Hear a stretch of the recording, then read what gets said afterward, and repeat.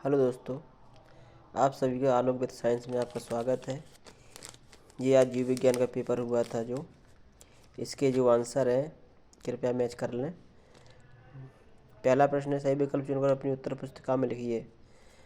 इसका का प्रश्न है, टैपीटम परत का कार्य होता है। तो यहाँ आपको मैं बता दूँ, टैपीटम परत का कार्य होता है परागकणों को पोषण प्रदान करना। ये तीनों ऑप्शन गलत हैं। नेक्स्ट प्रश्न है, निम्न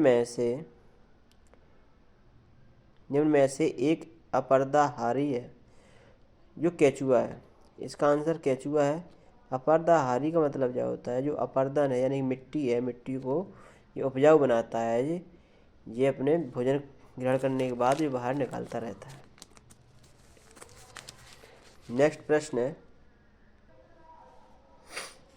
आपका ग नंबर प्रश्न है, डेंगू यानी कि हड्डी तोड़ बुखार का वाहक है जो एडीज मच्छर होता है। ये हड्डी तोड़ वाहक का बुखार है। एनाफिलीज और ड्यूलेक्स ये नहीं है, इनमें से कोई भी नहीं ऑप्शन नहीं है। तीनों ऑप्शन गलत है, सिर्फ ये ऑप्शन आपका तीसरा वाला सही है। नेक्स्ट प्रश्न है, कौन सा एंजाइम जो डीएनए को विशिष्ट स्थान पर काटता है? यानी कि जो एंडोन्यूक्लियस एंजाइम होता है ये डीएनए को विशिष्ट स्थान पर काट देता है। जो लाइगेज एंजाइम होता है ये जोड़ने का कार्य करता है। नेक्स्ट प्रश्न है आपका दूसरे का नंबर है, शुक्राणुओं को पोषण प्रदान करने वाली कोशिकाओं के नाम लिखिए। यहाँ आपको बता दें, जो सर्टोली कोशिकाएं होती हैं वो शुक्राणुओं को पोषण प्रदान करती हैं। नेक्स्ट प्रश्न है, एमटीपी और जेडआईएफटी का पूरा नाम लिखिए। एमटीपी का पूरा नाम क्या है? Medical termination pregnancy. Medical termination pregnancy, ये तो एमटीपी का पूरा नाम हो गया। जीआईएफटी का नाम जायगोट इंट्राफैलोपियन ट्रांसफ़र, ये दोनों के पूरे नाम आपको हो गए। नेक्स्ट प्रश्न है, आनुवांशिकता की इकाई क्या है? तो जीन इकाई है। नेक्स्ट प्रश्न है, आनुवांशिक कूट में कितने प्रकूट कोडोन त्रिक होते हैं? यानी कि कितने त्रिक होते हैं? तो त्रिक कोडों की बात करते हैं तो 64 जो होते हैं त्रिक होते हैं, और जो 16 होते हैं ये द्विकोड होते हैं। बहत मल क्या है? मैं आपको बताता हूँ, जो अपशिष्ट मल होता है उसी को हम बहत मल कहते हैं, सीधी सी बात। यानी कि कारखानों से, घरों से या अस्पतालों से, इनसे क्या है, जो हम लोग क्या इन सभी से जो अपशिष्ट जल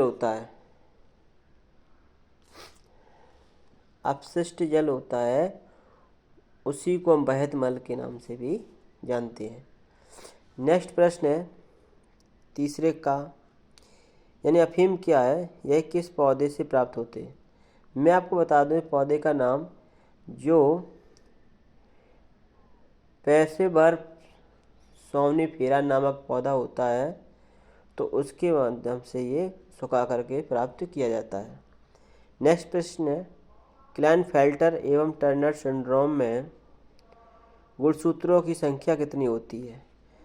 तो यहाँ हम क्लाइनफेल्टर सिंड्रोम की बात करते हैं तो वैसे तो 46 नॉर्मल होती है, इसमें क्या होती है 47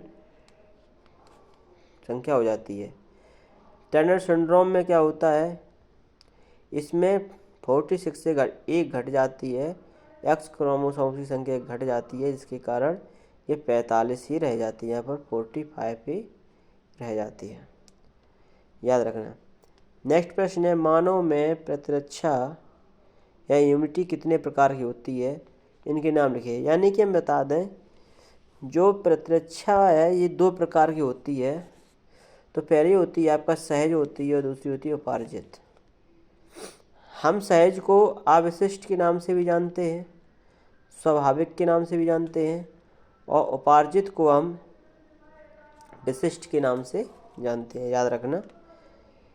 यह कह रहे प्रतिजैविक क्या है? किन्हीं 2 सूक्ष्म जीवों के नाम लिखिए जिनका प्रयोग प्रतिजैविकों के उत्पादन में किया जाता है।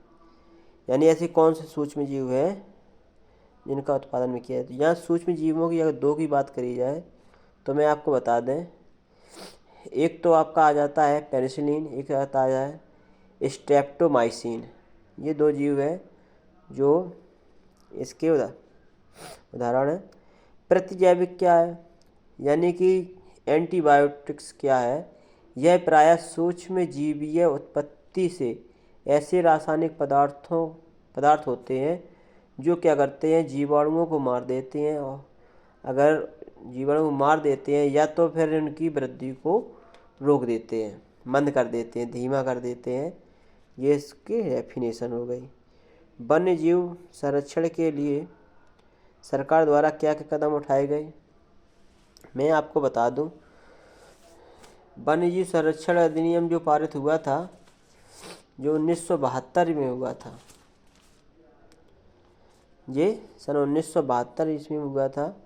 इसमें क्या है, जो सरकार ने क्या कहा कि पर्यावरण संरक्षण, वन संरक्षण और राष्ट्रीय वन्य जीव कार्य योजना, टाइगर परियोजना, राष्ट्रीय उद्यान, ये सारे इन्होंने कदम उठाए जिससे कि जो विलुप्त कगार पर जीव है उन्हें सुरक्षा प्रदान की जा सके। नेक्स्ट प्रश्न है आपका,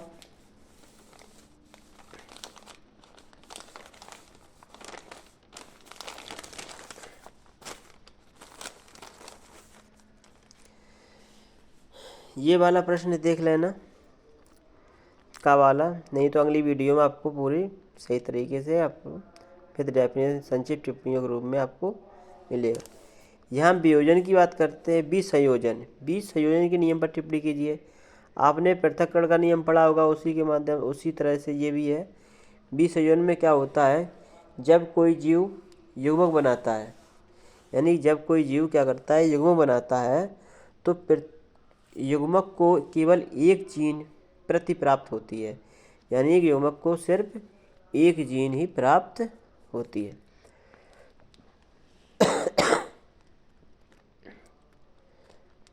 जिसे यादृच्छिक रूप से हम चुन लेते हैं। नेक्स्ट प्रश्न है, कैंसर क्या है, इसके बचाव और उपचार क्या। यह हम कैंसर की बात करते हैं।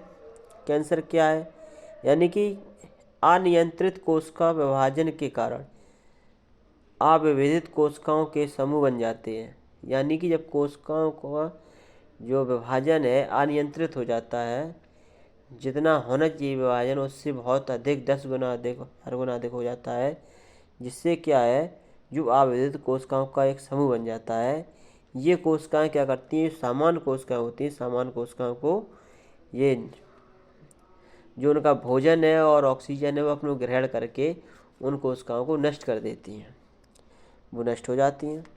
इसके अगर बचाव की बात करें, जैसे सिगरेट का धुआं है, पराबैंगनी किरणें हैं, मस्टर्ड गैस है, इनसे हमें दूर रहना चाहिए। उपचार की बात करें, एक शल्य क्रिया द्वारा है, कोई अगर कोशिका उस शल्य क्रिया द्वारा उतनी जगह को काट कर अलग कर दिया जाता है, ये शल्य क्रिया विधि है।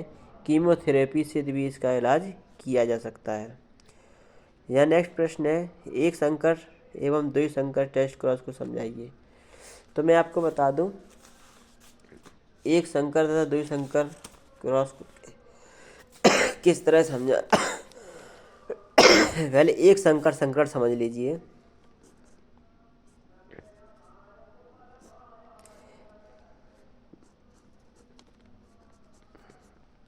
एक संकरण,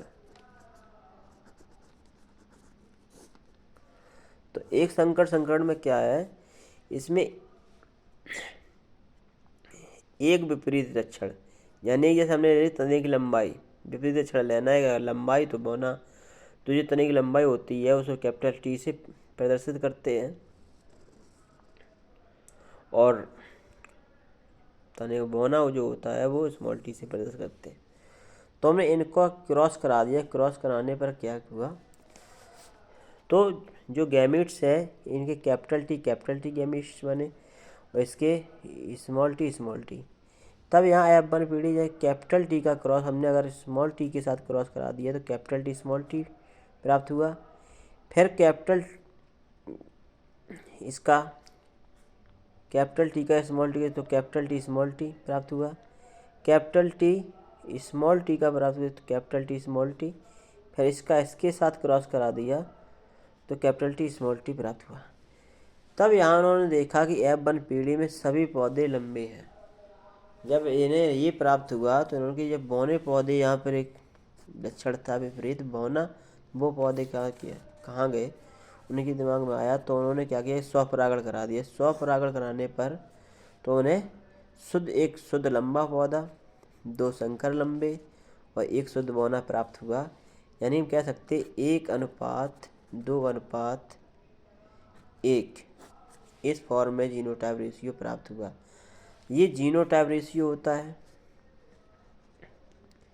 जीनोटाइपिक रेशियो होता है। और यहाँ अगर इधर बात करते हैं,